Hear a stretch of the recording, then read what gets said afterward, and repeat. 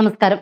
UDF സർക്കാരിന്റെ നയപ്രഖ്യാപന പ്രസംഗത്തിനിടെ നിയമസഭയ്ക്കുള്ളിൽ അതീവ ഗുരുതരമായ ഒരു പ്രോട്ടോകോൾ ലംഘനം അരങ്ങേറിയെന്ന് പ്രതിപക്ഷ നേതാവ് പിണറായി വിജയൻ. ഗവർണർ രാജേന്ദ്ര ആർലേക്കറുടെ നയപ്രഖ്യാപന പ്രസംഗത്തിനായി അദ്ദേഹം സഭയിലേക്ക് പ്രവേശിച്ചപ്പോൾ ഒപ്പം സംസ്ഥാന പോലീസ് മേധാവി രവാഡ ചന്ദ്രശേഖറും നിയമസഭയ്ക്കകത്ത് പ്രവേശിച്ചതാണ് വലിയ വിവാദങ്ങൾക്ക് വഴിവെച്ചിരിക്കുന്നത്. പ്രോട്ടോകോൾ പ്രകാരവും നിയമസഭയിലെ പരമ്പരാഗത കീഴ്വഴക്കങ്ങൾ അനുസരിച്ചും പോലീസ് മേധാവിക്ക് സഭാതലത്തിനകത്തേക്ക് പ്രവേശിക്കാൻ യാതൊരു വിധത്തിലുള്ള അനുമതിയുമില്ല.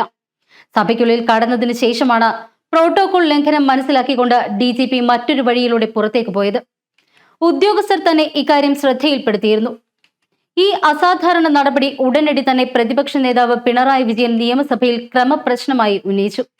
മുൻപില്ലാത്ത ഇത്തരം കീഴ്വഴക്കങ്ങൾ സഭയുടെ അന്തസ്സിന് ചേർന്നതല്ല എന്നും DGPക്ക് സഭയിൽ പ്രവേശിക്കാൻ അനുമതിയില്ല എന്നും അദ്ദേഹം ചൂണ്ടിക്കാട്ടി. ഈ വിഷയം തന്റെ ശ്രദ്ധയിൽപ്പെട്ടിട്ടുണ്ട് എന്ന് സ്പീക്കർ തിരുവഞ്ചൂർ രാധാകൃഷ്ണൻ സഭയിൽ മറുപടി നൽകി. ഉദ്യോഗസ്ഥന് സംഭവിച്ച അശ്രദ്ധ കൊണ്ടായിരിക്കാം DGP സഭയ്ക്കകത്ത് പ്രവേശിച്ചത് എന്നും ഇക്കാര്യം DGPയോട് സംസാരിക്കുമെന്നും സ്പീക്കർ പ്രതിപക്ഷ നേതാവിനെ അറിയിച്ചു. പിന്നീട് വാർത്താ സമ്മേളനത്തിലും പിണറായി വിജയൻ ഈ വിഷയം ഉന്നയിച്ചു. സാധാരണഗതിയിൽ ചെയ്യാൻ പാടില്ലാത്ത കാര്യമാണിത് എന്നും എന്നാൽ ഇത് മനഃപൂർവ്വമല്ല, അറിയാതെ സംഭവിച്ചതാകാമെന്ന് കരുതുന്നുവെന്നും അദ്ദേഹം പറഞ്ഞു. UDF സർക്കാരിന്റെ നയപ്രഖ്യാപനത്തിന്മേൽ കടുത്ത വിമർശനങ്ങളാണ് പ്രതിപക്ഷ നേതാവ് വാർത്താ സമ്മേളനത്തിൽ ഉന്നയിച്ചത്. മുൻ LDF സർക്കാർ വികസനത്തിനായി ഒരു ബ്ലൂ പ്രിന്റ് പ്രഖ്യാപിച്ചിരുന്നുവെന്നും എന്നാൽ അത് എങ്ങനെ മുന്നോട്ട് കൊണ്ടുപോകുമെന്നതിൽ പുതിയ സർക്കാരിന് വ്യക്തതയില്ല എന്നും അദ്ദേഹം കുറ്റപ്പെടുത്തി. ഈ സമീപനം കേരളത്തിന്റെ വികസനത്തെ പുറകോട്ടടിക്കുമോ എന്ന് സംശയമുണ്ട്. UDF തങ്ങളുടെ പ്രകടന പത്രികയിലെ വാഗ്ദാനങ്ങളിൽ നിന്നും ഒളിച്ചോടുകയാണ് ചെയ്തത്. ഖജനാവിൽ 5429 കോടി രൂപയുടെ നീക്കിയിരിപ്പ് ബാക്കി വെച്ചുകൊണ്ടാണ് LDF സർക്കാർ ഒഴിഞ്ഞത്. എന്നാൽ ആ യാഥാർത്ഥ്യം മറച്ചു വെച്ചുകൊണ്ട് സംസ്ഥാനത്തെക്കുറിച്ച് ശരിയല്ലാത്ത ഒരു നെറേറ്റീവ് സൃഷ്ടിക്കാനാണ് ഭരണപക്ഷം ശ്രമിച്ചുകൊണ്ടിരിക്കുന്നത്.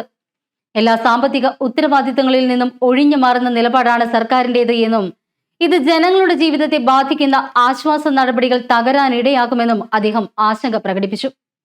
കേരളത്തെ പുതുയുഗത്തിലേക്ക് നയിക്കുന്നതിനെ കുറിച്ച് നയപ്രഖ്യാപനത്തിൽ വാചാലമാകുന്നുണ്ട് എങ്കിലും അതിനായുള്ള കൃത്യമായ ഒരു റൂട്ട് മാപ്പും അതിലില്ല. നാടിന്റെ മുഖഛായ മാറ്റിയ കിഫ്ബി, കുടുംബശ്രീ, വിവിധ മിഷനുകൾ എന്നിവയെക്കുറിച്ചെല്ലാം തന്നെ നയപ്രഖ്യാപനത്തിൽ വല്ലാത്തൊരു മൗനമാണ് പാലിച്ചിരിക്കുന്നത്. തൊഴിലുറപ്പ് നിയമത്തിലെ സർക്കാർ നിലപാടോ സംസ്ഥാനം കൈവരിച്ച അതിദാരിദ്ര്യ നിർമ്മാർജ്ജനത്തിന്റെ അടുത്ത ഘട്ടത്തെക്കുറിച്ചോ യാതൊരുവിധ പരാമർശവുമില്ല. സംസ്ഥാനത്തിന് കേന്ദ്രത്തിൽ നിന്നും അർഹതപ്പെട്ടത് ചോദിച്ചു വാങ്ങുന്നതിലും സർക്കാർ മൗനം പാലിച്ചു. കേന്ദ്രത്തിന്റേത് ഫെഡറലിസം അംഗീകരിക്കുന്ന നിലപാടല്ല എന്നിരിക്കെ കേന്ദ്രത്തിന്റെ ഇത്തരം സമീപനങ്ങളെക്കുറിച്ച് നയപ്രഖ്യാപനത്തിൽ ഒന്നും പറയുന്നില്ല. സംസ്ഥാനത്തിന്റെ പൊതുകടം കഴിഞ്ഞ 5 വർഷം കൊണ്ട് കുറയുകയാണ് ചെയ്തത്. സർക്കാർ പ്രഖ്യാപിച്ചിരുന്ന ധവളപത്രം വരട്ടെ, അപ്പോൾ കൂടുതൽ കാര്യങ്ങൾ വ്യക്തമാക്കാമെന്നും അദ്ദേഹം കൂട്ടിച്ചേർത്തു. വന്ദേ മാതരം ആലപിക്കുന്നതുമായി ബന്ധപ്പെട്ട മറ്റൊരു വിവാദത്തിലും പ്രതിപക്ഷ നേതാവ് വ്യക്തത വരുത്തി.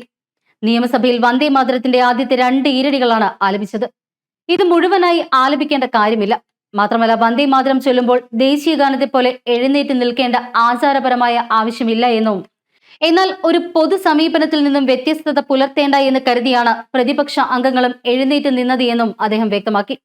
സർക്കാരിന്റെ തുടക്കമായതിനാലും മുന്നിൽ ഇനിയും സമയമുള്ളതിനാലും കഠിനമായ എതിർപ്പ് ആദ്യമേ രേഖപ്പെടുത്തുന്നില്ല എന്നും നാടിന്റെ താൽപര്യത്തിനും ജനക്ഷേമത്തിനും എതിരായ കാര്യങ്ങൾ ഉണ്ടായാൽ ശക്തമായി എതിർക്കുമെന്നും കാത്തിരുന്ന് കാണാമെന്നും പറഞ്ഞുകൊണ്ടാണ് പിണറായി വിജയൻ വാർത്താ സമ്മേളനം അവസാനിപ്പിച്ചത്.